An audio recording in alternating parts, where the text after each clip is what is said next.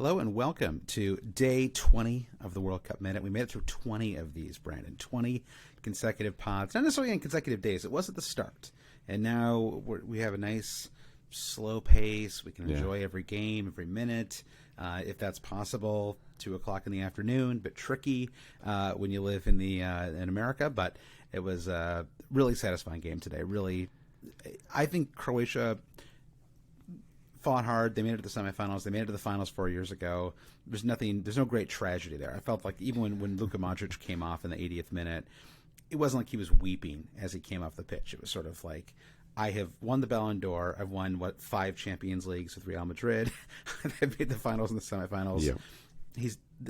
He's great, and I think the rest of the team is full of winners. And so it was kind of more of a celebration of Argentina today. Certainly, yeah, Modric has no reason to hang his head, but for all of the close matches we've seen and the upsets, sometimes it feels good just to have a true blue, the better team just smashed the other team. And Argentina, I think there have been some criticisms of Argentina through the tournament as maybe they're a bit sloppy and they're just riding a little bit of luck. To have such an emphatic win over to use your word, Josh, tough Croatian team heading into the final is going to give, assuming they face France, and we cannot assume based on what we've seen of Morocco, but Argentina is going to thrive off of a performance like this. And before we hit record, we were just kind of like marveling at Leo Messi and the tournament and the match that he had. He is clearly just like feeling the World Cup flow through him. He will want nothing more than to lift the World Cup. So it's just going to make the final that much more mouth-watering, regardless of who Argentina play. If Argentina play Morocco, what a story that's going to be for Morocco, and what an opportunity it's going to be for Messi. If Messi and Argentina play France, what a difficult matchup that is going to be for Argentina and Messi, which will make it even a greater test for him. Yeah, it's true. I was trying to think of what made this so different than 2014, and I think 2014 was just so dominated by Brazil, obviously the host country, and that insane loss to Germany, a match that we'll never forget. Right? Anyone who watched that live, you've never seen an entire stadium weep before. It was almost too much. It was the melodrama of it all. I'm not saying that they were not. It was just a lot watching that match, and I think that tournament was sort of famous for having great group stage matches, and then everything kind of got a little boring when you got to the elimination stage. And Argentina sort of made that final by default, and it really wasn't. The fact that Mario Götze scores the World Cup winning goal is a testament to how sort of drab some people would remember the final to be. It was a 117th minute goal. I mean, it was, that match wasn't spectacular, and I don't, the semifinals were memorable because of that Germany shellacking of Brazil. But so it really wasn't Argentina's World Cup ultimately, and in many ways it was really the end of a long project, right? The sort of DOS reboot that Rafa Hornigstein's talked about, and it sort of ends with that and this spectacular German squad, and so how many boogers did we have to see Jurgen Löw eat in the process? Exactly, and so I think that now we have. This is the Messi. Well, and it's not just him, because you have Mbappe too, and that's so the match tomorrow is so exciting now because, like you said, there's no losing. I mean, if Morocco wins, then it's like the home country basically making the final. That's what's going to feel like. And if France wins, then it's the defending champion and arguably the best player in the world playing possibly the best player of all time. And that is like which would be like one of the all-time great finals, at least in terms of the kind of excitement and the build-ups. There's really no losing, which is just a really fun spot. I think if Croatia had won, that would have taken a little shine off, because that team, even though Kovacic I thought was brilliant today in particular, they're really impressive. Everyone admires them, but this Argentina team, I mean, so they scored 3 goals today. The first is the penalty, which is even for a pen, it was great. Well, actually, it was great on two levels. One, because the pass to Alvarez to set up the pen was beautiful, and I can't believe he stayed onside. Right, it's one of those like ones where just if he moves just a second too soon, he's offside. Yep. But he stays on, almost scores, and then he gets fouled for the pen. Messi takes it, basically shows Harry Kane how it's done, right? It's like blast it, exact same way, exact same spot, and not to dig on poor Kane. Yeah, that was twisting the knife, my friend. I didn't mean to, because I love Kane, and I actually think that everyone has kind of. I haven't seen a lot of talk about Harry Kane being like the GOAT, or I mean, not the different kind of GOAT, not the GOAT like the scapegoat. Sort of Yeah, the scapegoat, right. exactly. I was listening to the BBC 606 live call-in show, and there's some hilarious takes from the English faithful. Marcus Rashford should have been on the pitch to take that pen. Callum Wilson. I mean, the truth, Josh. You and I know Callum Wilson's not missing that. No, he's that going pen. But just lots of wishful thinking, dreaming, and that's what you'll do in hindsight. Sure. But he'd already scored a pen. Like he was gonna. Of course, he was gonna take it. Yeah. No. Yeah, Harry Kane, we love you. Thank you for listening. Please leave a 5-star review when you're done with your vacation. We'd really appreciate it. But speaking of that England-France match, there was a lot of talk about refereeing and kind of how questionable the refereeing has been in the World Cup coming into these semifinals, and another refresh. I think garbage. Like garbage. Referee's been fine. Like whatever. Like the Saka foul, I guess. Like referee's always bad. It's like I have no interest in debating refereeing ever. You know, it's just like trying their best. Nor I. And even in close games, you just have to look the other way, and you have to scrutinize your team and their performance more than the referees. But just kind of nice to see Argentina put it beyond any shadow of a doubt, and whatever. Like, nobody wants to see 3-0 shellackings in the World Cup. You want to see very tight, dramatic affairs. But you do want you want the conversation that comes out of those matches ultimately to be about the play. And at the start of this pod, it's the World Cup Minute, Josh. We're almost already done with this episode, but we were pretty joyful to kick things off because what we watched was a really wonderful performance by Messi and Julian Álvarez. Should we talk about Julian for a moment? Well, let's finish talking about Messi for a second. I mean, Álvarez obviously gets 2 goals, and I suppose you could call it in fantasy that would be an assist, right, for winning the pen. And I think that.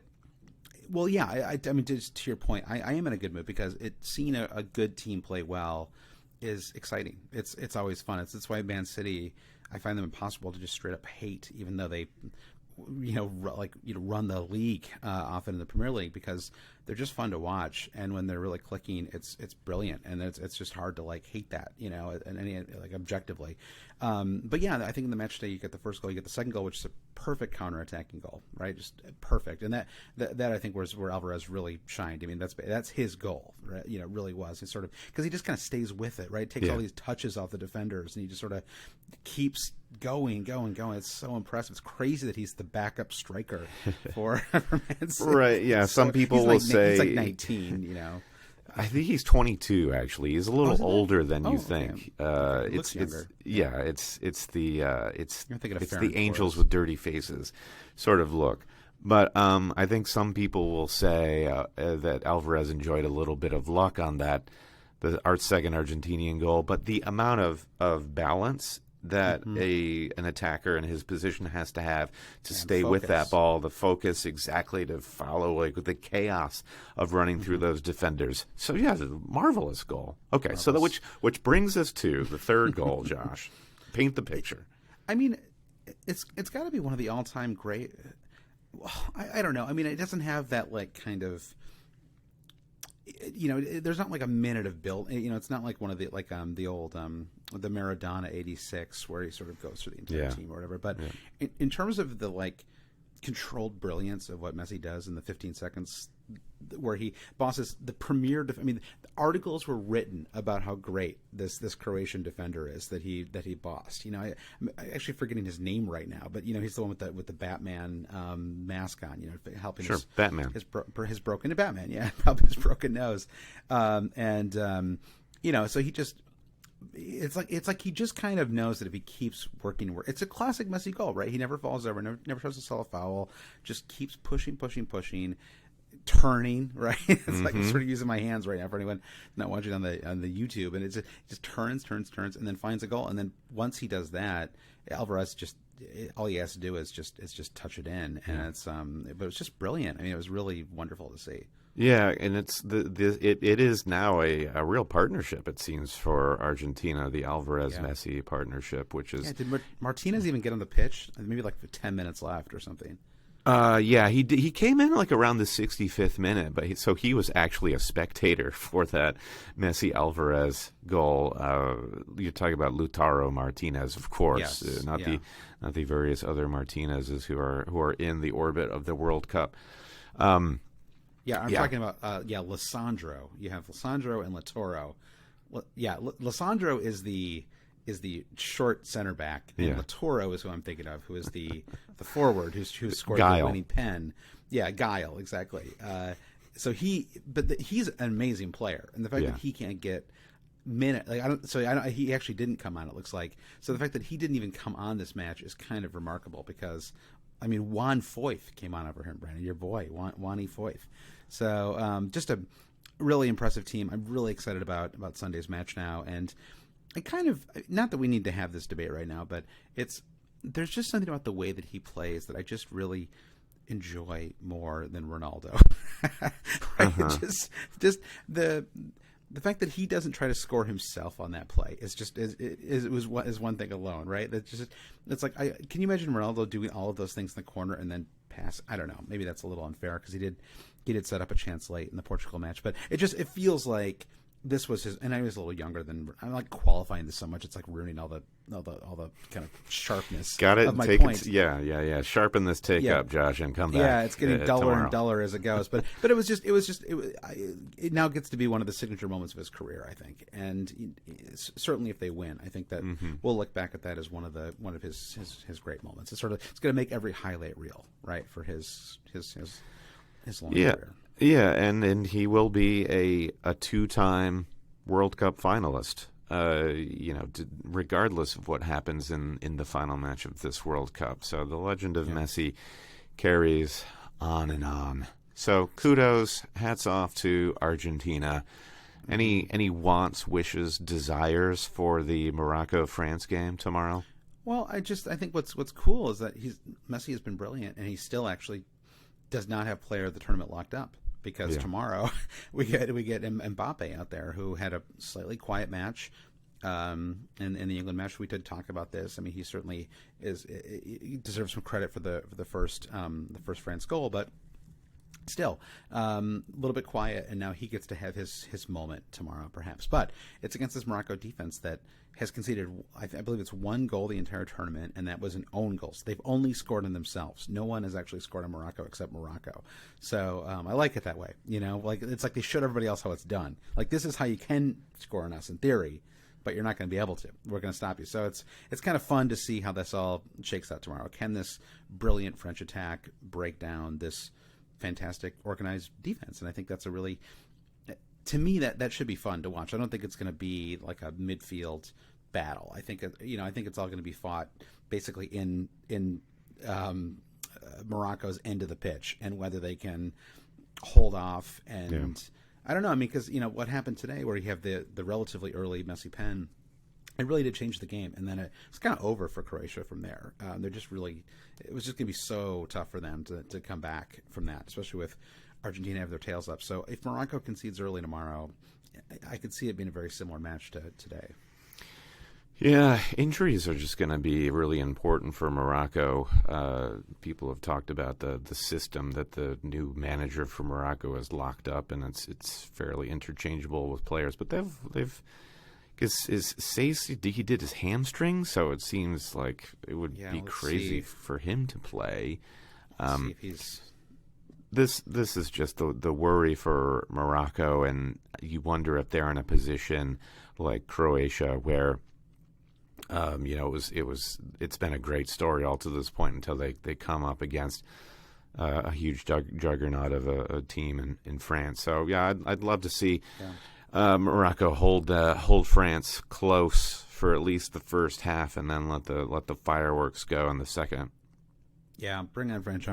I mean, I don't even want to say that, because I think if Morocco wins, that's going to be so cool and exciting that I don't want to even go into this with like a hope for outcome. I think either way, I can go into this match relatively neutral tomorrow, and I don't know. I hope we see some of the brilliance that we saw today from Argentina, and certainly France is heavily favored. But I was looking at the two advance gambling odds, and I think Morocco's like plus 300, which means roughly 1 out of every 4 times they'd win. Even if you sort of bring that down a little bit, I think that you could say roughly 1 out of every 5 times this match is played, you'd expect Morocco to go through, and 1 out of 5 is not impossible. That is that is an outcome. That's like rolling a 5-sided dice, right? It's isn't there a Meatloaf song? There's a Meatloaf song. 1 out of 5 ain't bad. Yeah, exactly. It's a that's what it should have been, because that's just as good in my opinion. So all right, well that's it for today. It's kind of these actually are short, Brandon. We only have 1 match to talk about. So thanks everyone for listening. Thanks for sticking with us for 20 days and 20 episodes. We got 1 more tomorrow, and then of course we've got our World Cup final episode as well. So let's hope for another great match. Talk to you soon. Imagine just binging all these episodes after the World Cup, much like a season of White Lotus, Josh. Incredible stuff. All right. Bye. Talk to you later. Bye.